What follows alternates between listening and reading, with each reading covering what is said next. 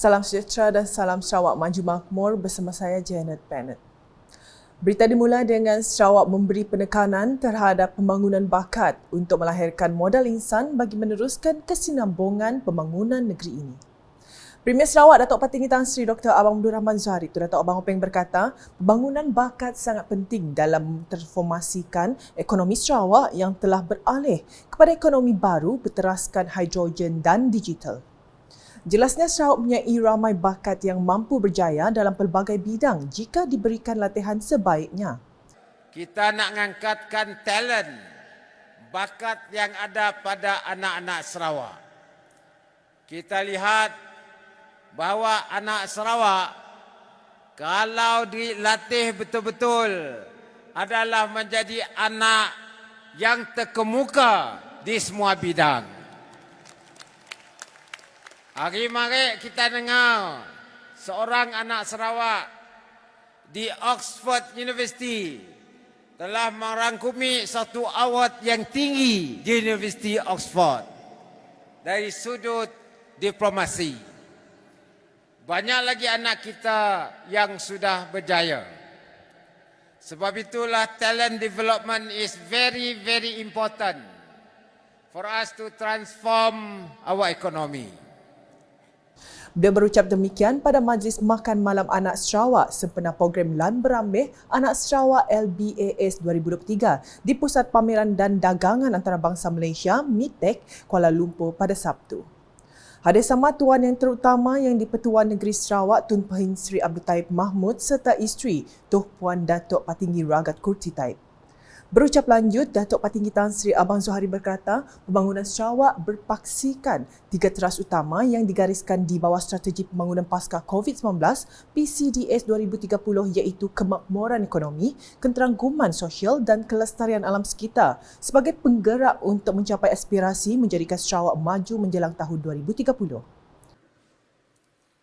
Pembangunan kita berdasarkan kepada tiga tiang, 3 pillars. Satunya ialah economic prosperity, kemakmuran ekonomi yang harus kita bangunkan secara tersusun. Dan keduanya, kerangkuman sosial ataupun social inclusivity untuk tiang yang kedua. Dan yang ketiga ialah environmental sustainability ataupun kelestarian alam sekitar. Ini adalah dasar baru. Disebabkan senario dunia yang sudah bertukar dan juga senario yang berlaku di rantau ini. Mengenai LBAS 2023, Premier Sarawak berkata program tahunan itu bukan sekadar wadah bagi anak-anak Sarawak berambih atau berkumpul beramai-ramai untuk mengeratkan hubungan. Sebaiknya LBAS yang telah mula dianjur sejak 2008 katanya menjadi platform kepada kerajaan negeri untuk berkongsi maklumat mengenai inisiatif dan pembangunan yang sedang dilaksanakan. Terdahulu ketika berucap Timbalan Perdana Menteri Datuk Seri Fadilah Yusof berkata, kestabilan politik dan perpaduan telah menjadi asas kekuatan kepada Sarawak dalam menuntut hak dan membina ekonomi yang lebih ampuh. Malah keharmonian dan perpaduan jitu rakyat Sarawak di bawah kerajaan pimpinan Gabungan Parti Sarawak GPS telah menjadi penentu kepada pembentukan kerajaan persekutuan dalam krisis politik negara pasca pilihan raya umum PRU ke-14 hingga PRU ke-15. Apa yang dicapai kita pada masa ini tidak akan dapat kita kecapi tanpa kestabilan politik, perpaduan dan keharmonian kaum. Kerana perpaduan jitu rakyat Sarawak di bawah kerajaan pimpinan GPS lah, maka suara Sarawak menjadi penentu kepada pembentukan kerajaan persekutuan dalam krisis politik negara pasca PRU 14 hingga ke PRU yang ke-15. Kerana kestabilan politik dan perpaduan yang menjadi asas kekuatan kita di Sarawak jugalah, maka kita telah mencatat kejayaan demi kejayaan dalam menuntut hak-hak Sarawak seterusnya membina ekonomi Sarawak yang lebih ampuh. Datuk Seri Fadilah yang juga pengerusi Jawatankuasa Induk LBAS 2023 dalam pada itu menambah, LBAS bukan sekadar wadah untuk berkumpul beramai-ramai tetapi juga menjadi simbol kebersamaan, keharmonian dan kasih sayang sesama anak Sarawak. Semoga semangat perpaduan dan keharmonian di kalangan kita orang Sarawak akan terus terpelihara dan bertambah demi Sarawak maju dan makmur. Laporan seterusnya, pembangunan Ibu Negara Baru Indonesia Nusantara akan beri impak ekonomi kepada Sarawak. Premier Sarawak Datuk Patinggi Tan Sri Dr. Abang Abdul Rahman Zahari Tun Datuk Abang Openg berkata, ketika ini Kerajaan Sarawak dan Indonesia telah menjalinkan kerjasama dalam pelbagai perkara, antaranya membekalkan tenaga elektrik kepada Provinsi Kalimantan Barat. Selain itu, jelas beliau, Sarawak Energy Berhad SEB telah melabur sebanyak 25% dalam projek pembinaan empangan hidro di Kalimantan Timur yang akan menjana tenaga elektrik untuk Nusantara. Sarawak Energy telah melabur dalam projek hidro di Kalimantan Timur yang akan menjanakan tenaga untuk Nusantara. Jadi kita mengambil stake, kita melabur 25% dalam projek hidro menerusi Sarawak Energy. Beliau berkata demikian dalam program Sarawak Agenda Town Hall bersama Yang Amat Berhormat Premier Sarawak sempena program Lan Berambih Anak Sarawak LBAS 2023 bertempat di Mitek, Kuala Lumpur pada Sabtu. Dalam memacu sistem perhubungan di seluruh Kepulauan Borneo, Datuk Patinggi Tan Sri Abang Zohari berkata, perancangan sedang digerakkan untuk membina kereta api Borneo yang akan menghubungkan Sarawak, Brunei Darussalam dan Indonesia. Kita merancang dengan ikhlas Kerajaan Persekutuan, Kerajaan Brunei Darussalam dan Kerajaan Indonesia untuk membuat kajian Borneo Railway System untuk seluruh Pulau Borneo.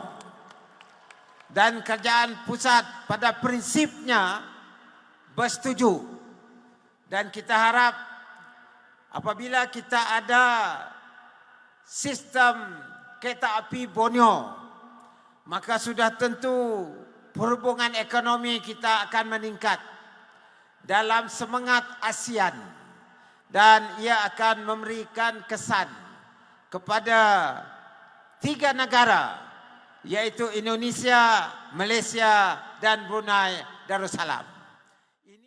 Menyentuh mengenai perkembangan sukan, katanya Sarawak sedang giat membangunkan perkampungan sukan terletak di Petrajaya dengan mengambil konsep fasiliti sukan di New Zealand.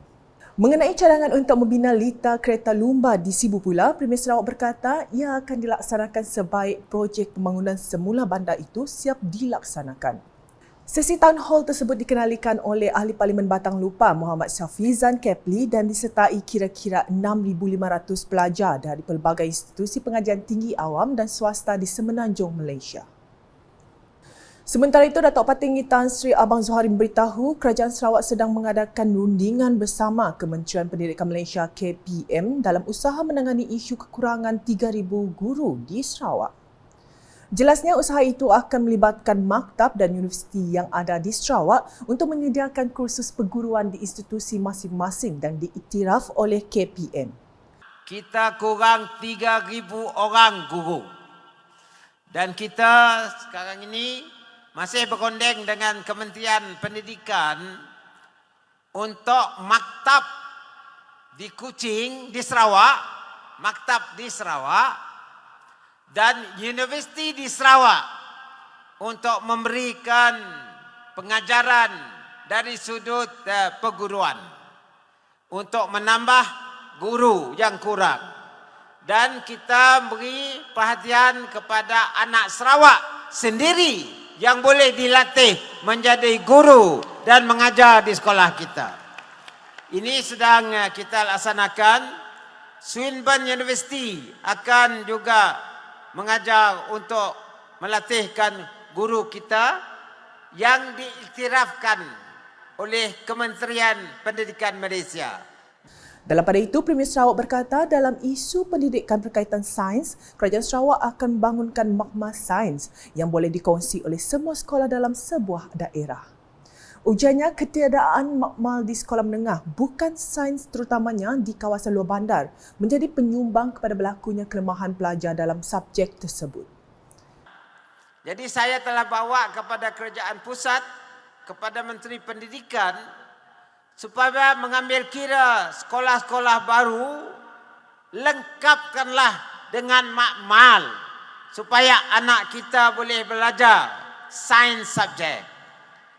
Sementara itu, Kerajaan Sarawak akan membangunkan makmal yang boleh dikongsi oleh semua sekolah dalam sebuah daerah.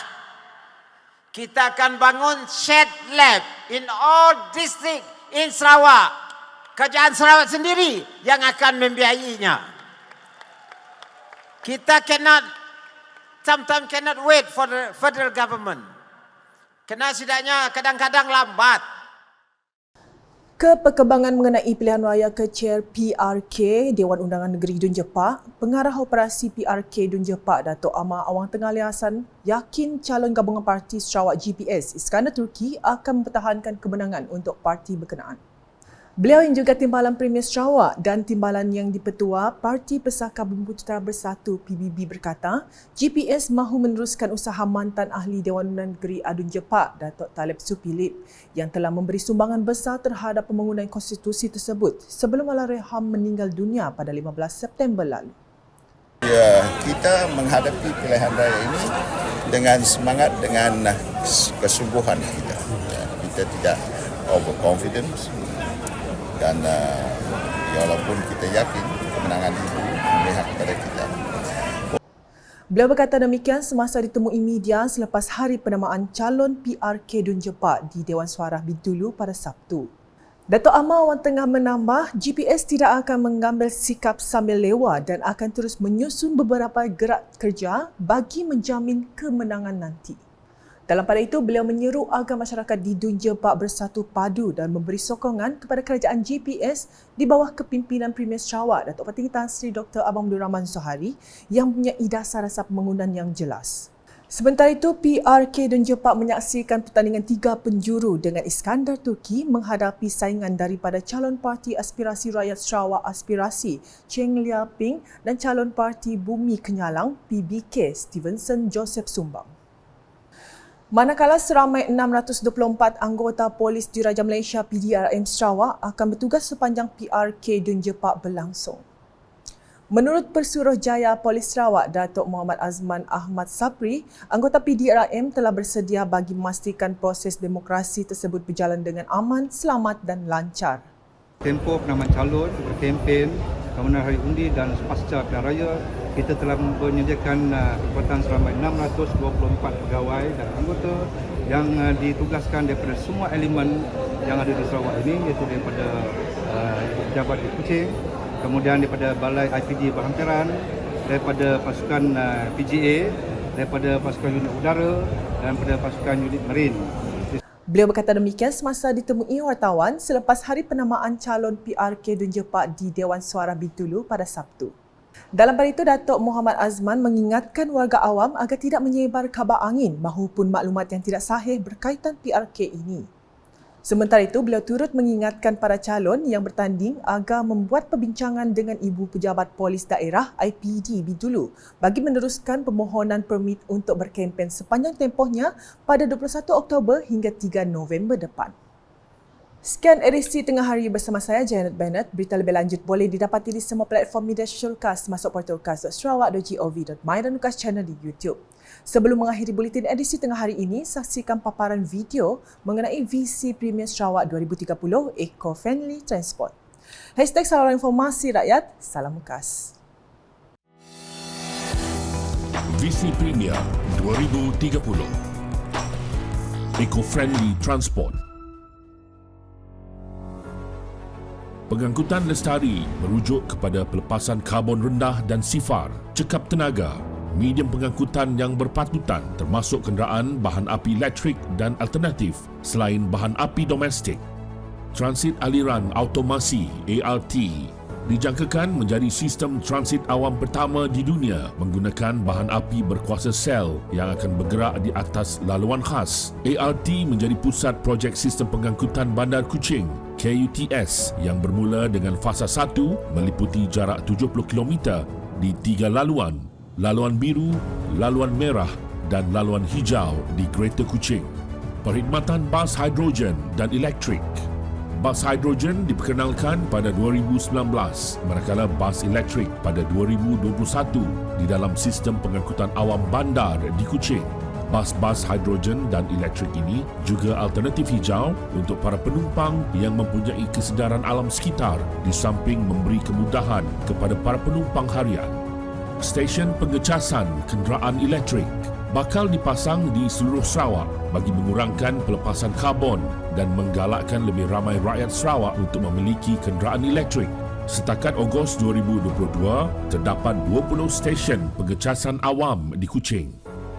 Dengan kepimpinan Premier yang berwawasan, Sarawak akan menjadi peneraju di peringkat nasional, malah ke peringkat global di dalam pelaksanaan pengangkutan mesra alam. Visi Premier, Sarawak Maju 2030.